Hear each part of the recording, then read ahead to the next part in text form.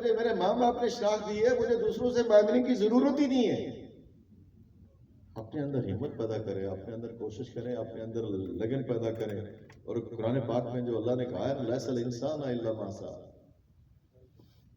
कोशिश करें, हिम्मत करें, बात करें, इजहार करें। इजहार ही नहीं तो आजादी है। इजहार ही ना हो तो फिर हम पे शक होता है, हमसे गिला है कि हम वफादार नहीं, हम सियासतदान। ठीक है, आपका गिला किसी हद तक जायज हो सकता है, लेकिन ऐसी बात भी नहीं है कि हमें से कोई भी साहिब इदराक नहीं है। ये बात भी खिलाफ हकायक है।